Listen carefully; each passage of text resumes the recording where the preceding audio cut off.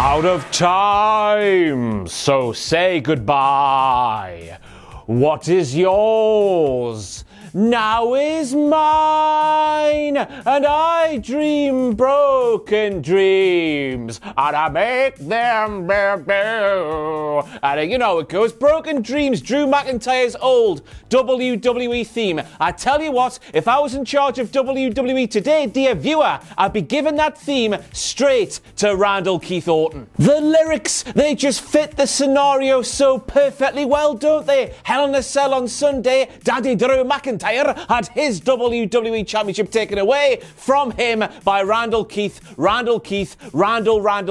And the fact they did not do that on last night's thrilling installment of Monday Night Raw is a huge WTF moment for me. We're getting the moments in the intro now. Unbelievable scenes. We all know how much everybody loves that Broken Dreams theme, so if that bastard Randall Keith took it away from Daddy Drew, the heat, it would be very hot indeed. Very, very saucy. So coming out of Hell in a Cell 2020, a show where the highs were so high, not even Snoop Doggy Dogg himself has even been that high, and the mehs were so meh, they were just really meh. We had an episode of Monday Night Raw that was really bloody meh. I don't know what it is about Monday Night Raw. Some episodes make me feel absolutely nothing, and this one was one of them. It didn't have the highs, the really high highs that Hell in a Cell 2020 had, did it? But anyway, I'm Ross from Cultaholic, and these are all the WTF moments from last night's Monday Night Raw. Easy for me to say. I don't know what I'm doing. Intro, man. Hit the intro, will you?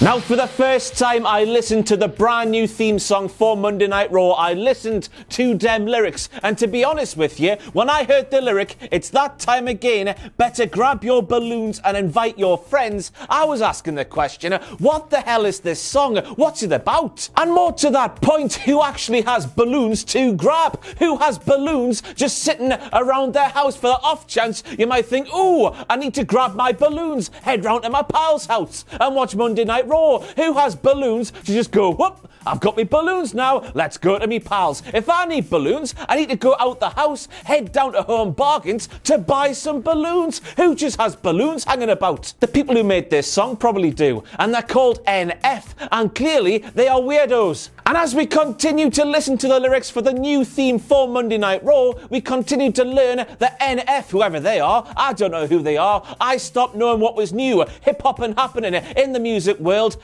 after Baby Metal. That was the last new hip-hop and happening thing I knew about. But we continue to learn that this song is really bloody weird. Oh, ain't that something? Drums came in. You ain't seen that coming. I guess that's innocent enough. But then we continue. Hands on my head can't tell me nothing. Now, one of two things is happening here in my deluded head. Either we are getting arrested, or either we are getting sucked off while watching Monday Night Raw, and that's a weird flex. We continue. Got a taste of the fame, had to pump my stomach. Now, my deranged mind went way back in the day when Le Champion himself, Chris Jericho, was appearing in WWE. He used to say that Raw is Jericho, but here in the year 2020, the lads in NF, whatever the bloody hell that is, appear to be saying that Raw is alcoholism.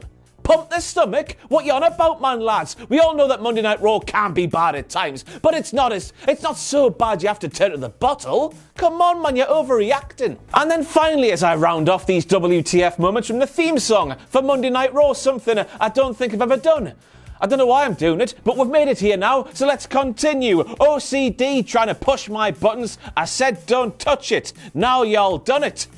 Don't touch what? Wrestling is all about touchy-feely, steady on there. I know where your mind is going. If you get into the professional wrestling business, you need to accept all of the touchy-feeling that happens during the grappling. Collar and elbow tie-up, touchy-feely. Suplex, touchy-feely. That's my wrestling maneuver catalogue exhausted. That song by NF.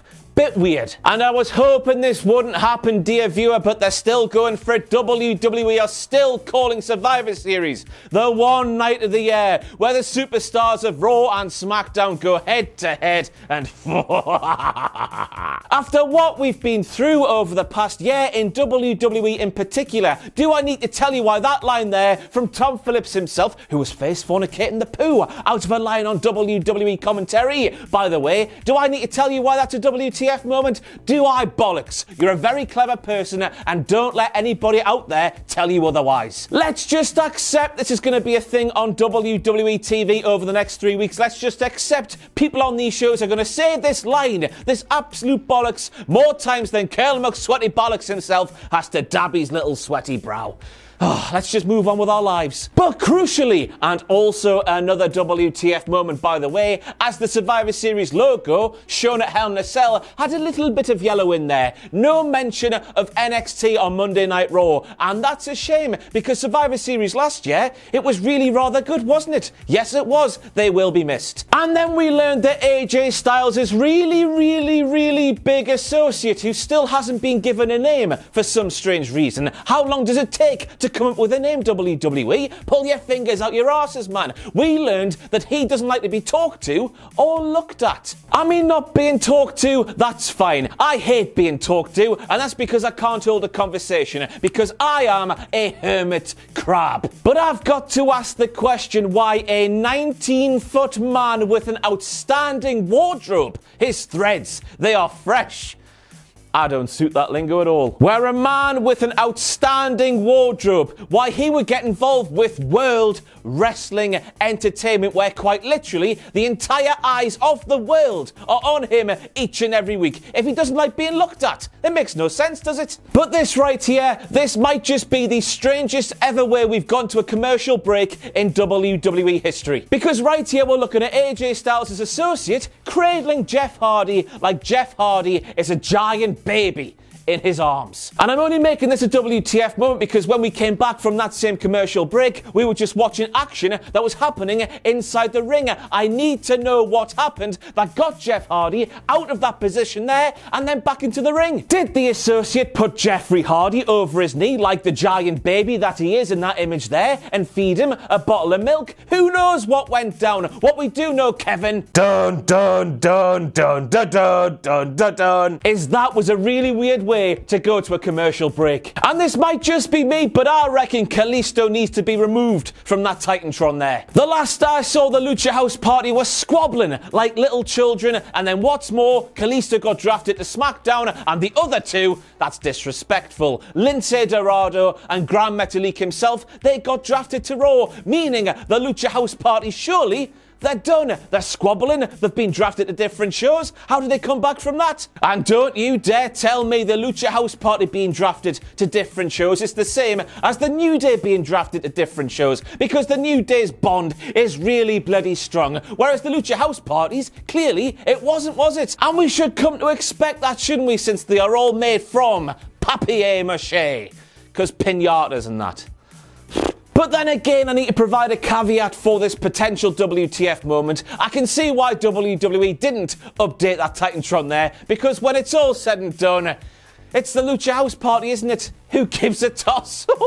Is that too harsh? I don't think so. Who gives a toss? Now, as I stand here in the role of presenter of these WTF moments from last night's WWE Raw, a guy who is often a killjoy, putting all the joy out of professional wrestling, I need to ask the question, surely when Mr. R-Truth himself started doing professional wrestling moves to people involved in that tag team match there, surely that tag team match, it should have been thrown out, shouldn't it? But then again, this is a WWE tag team match where, first of all, it's a tag team match at WWE, they don't give a toss. Second of all, it's got the Lucha House Party involved, we don't give a toss. Thirdly, it's the 24/7 title being involved in this WWE tag team match involving the Lucha House Party, so we don't give a toss for a third time. And fourthly and fifthly, and it pains me to say this, it's a match also involving Drew Gulak and Akira Tozawa, two insanely talented professional wrestlers, but two insanely talented professional wrestlers who ultimately WWE do not give a toss about. So you can see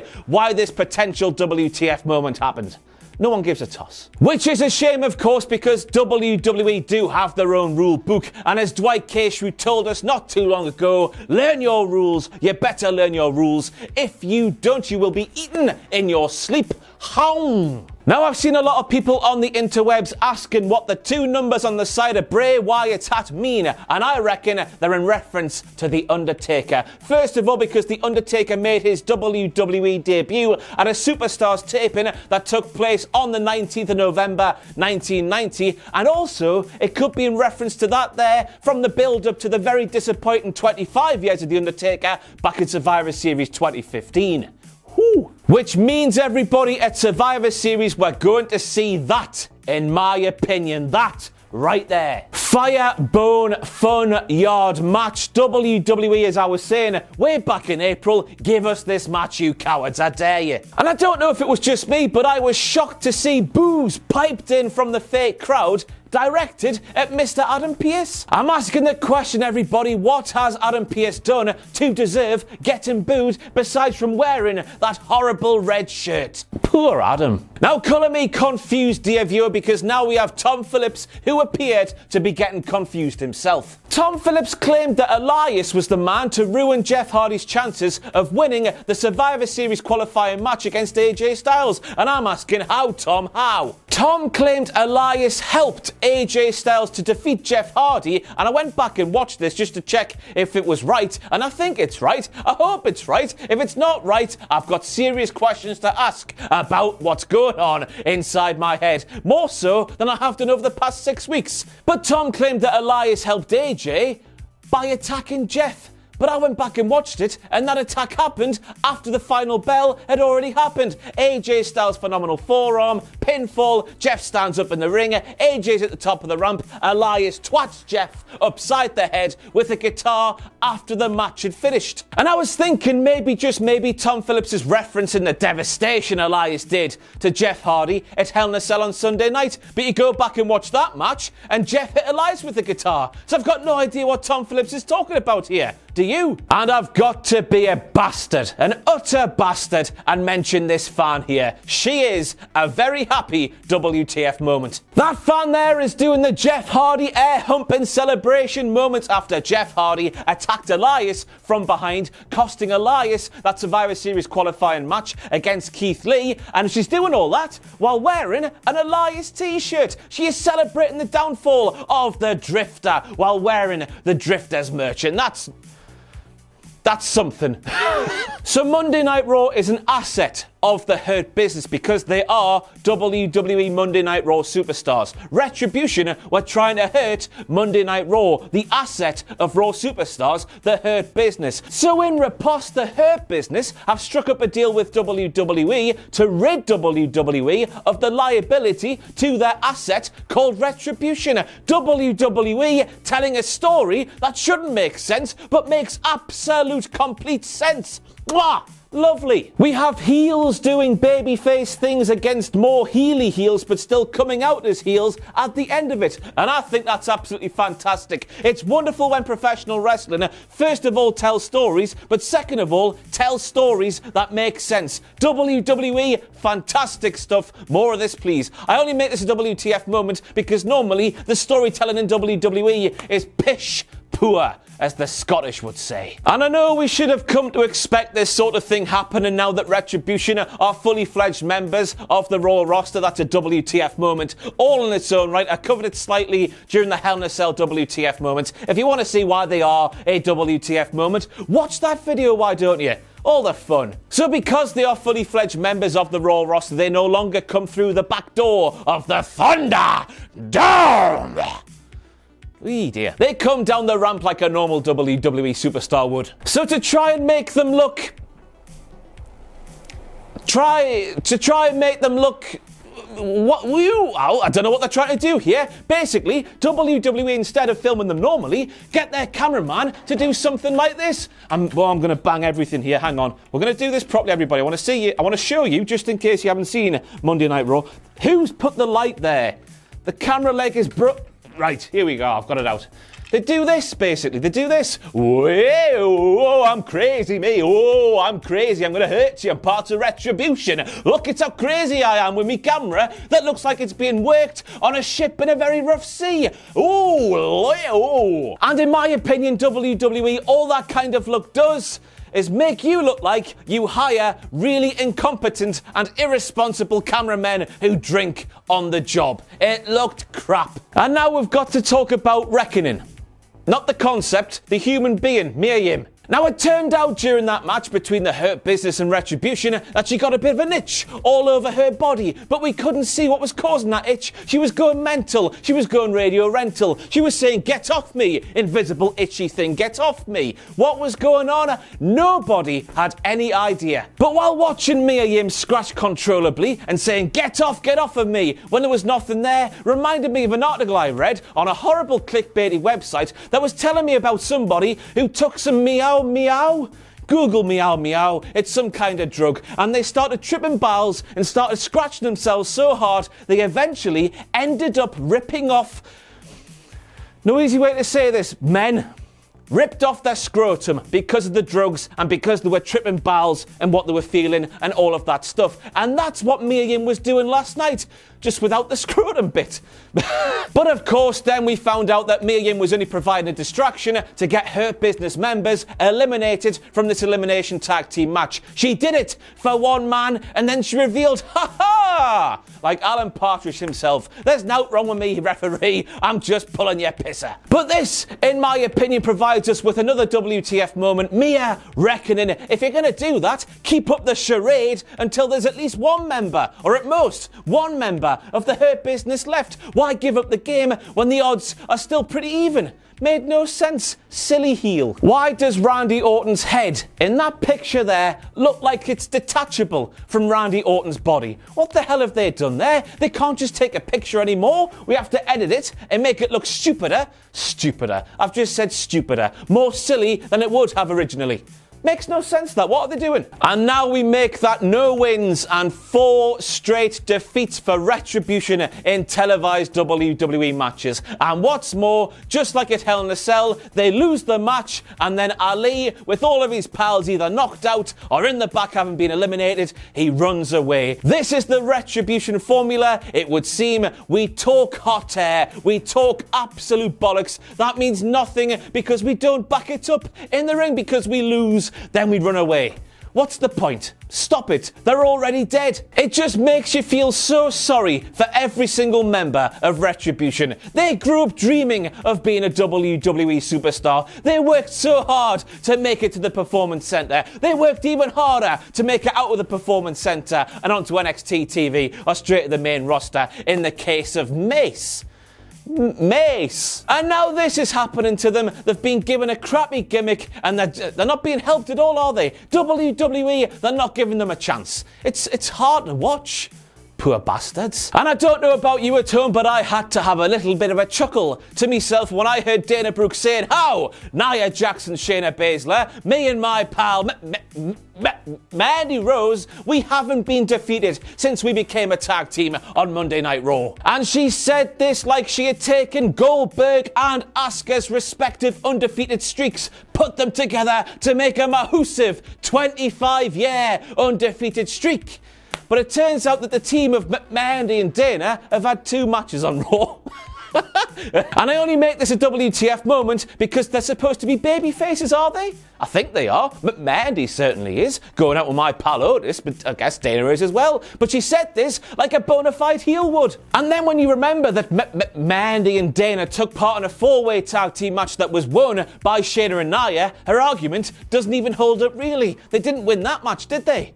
Silly Dana. And now we have a triple WTF moment revolving around Nikki Cross. Just let her play. First of all, her new theme song. That made me hurl everywhere. Metaphorically, not literally. That would be one hell of a mess to clean up because last night I had a kebab to celebrate my return. Oh, yeah. To me, a useless hack on the interweb. It just sounds like it was made for Lacey Evans. It's southern, it's twangy, it's... I don't know what that was, but it sounds like it was made for Lacey Evans and not Nikki Cross, the crazy, unhinged Nikki Cross. It just doesn't suit her, does it? And then we look at that there. Nikki Cross, as you can see, was in a position to pin Lacey Evans after that gory bomb thingy by Peyton Royce, but immediately, instead of just staying still, she rolled off, and that made no sense to me. He could have won the match there, you never know. And then Bobby Lashley himself, she got pinned after a Tower of Doom spot. And I only make this a WTF moment, dear viewer, because who gets pinned off a Tower of Doom spot? Nobody. Well, Nikki Cross does.